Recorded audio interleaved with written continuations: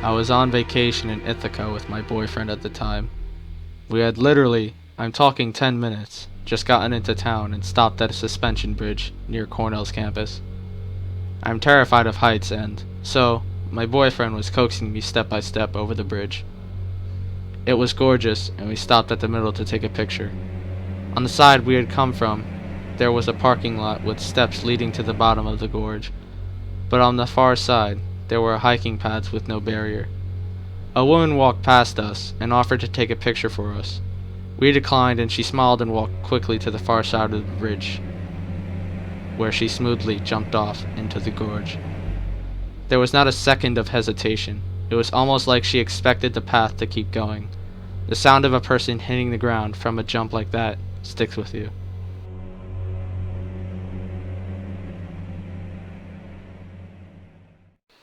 Well, I'll never forget this one. My wife and I used to live in a townhome that backed to some woods. We both took off work one day to get some things done in the yard, cutting the grass, weeding our large flower beds, laying mulch, etc. Our yard wasn't big. It took about 2 full grass clipping bags. I would walk a couple of feet into the woods and dump them in a pile. As I'm walking back to empty the second bag, something in the middle of the woods catches my eye, something out of place, and it's moving. I crouched down to get a better look, and I just froze.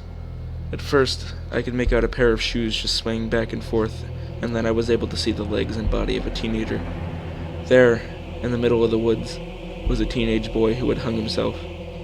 Next to the tree, I could see a skateboard leaning up against it. I yelled for my wife to call the police and started running back to try and save him, but he was gone. His body was limp, and his head was just slumped over. His dark, scruffy hair was slowly blowing in the breeze. The cops came and quickly cut him down, and they were gone. As it turns out, he was having problems getting along with his parents, and this is what he decided to do. I used to work in a trailer park for my parents. Quite often, people would start using methamphetamine, begin to fall behind on rent, and get evicted. Whenever we evicted someone, their trailer was usually too torn to shit to actually do anything useful with it. Essentially, to prevent having a pile of shit trailer in the middle of the park, we'd buy it from them and just tear it down. Anyway, the scary, creepy part. Many of these occupants had children. More than half of all of the children's rooms I found had locks on the doors from the outside. Inside the children's rooms, it was always quite evident that the kids would sometimes be locked inside for days at a time due to the bathroom corners that would sometimes appear. The doors on the inside to the rooms typically had scratch marks along the edge of the door and the door frame. Getting rid of all of the stuff inside before beginning demolition always frightened me. I was always afraid that I'd end up finding a dead child somewhere among the filth. It never happened, but the odds of it potentially happening were, in my opinion, quite high. This happened just a couple weeks ago on a Friday. It was late at night, around midnight. I had 2 friends in my car. We were coming back from a restaurant to celebrate finishing up the school play. I had just dropped the first friend off, and now we were making the 4 or 5 mile drive to my second friend's house. It's a narrow road in Massachusetts that cuts through some pretty dense woods. She was in the front seat, and we were listening to ballads, just talking about life. Not a big deal. I was behind a deep red pickup truck that had a motorcycle in the bed of it the entire way so far. It wasn't tailgating them, nothing, even though the driver was going a bit slow for my taste and swerving around just a tad too much. When I'm just about to reach this intersection, it's not even a block from my second friend's house, this guy pulls over. Seemingly no reason, he just pulled over to the side of the road, about a car or two's length from the blinking red light. As I pass him to stop up ahead, I see his face. He has a pretty generic face, nothing unusual, but he's staring right at us with anger in his eyes. The hairs on the back of my neck stand up, and I just sense something's not quite right.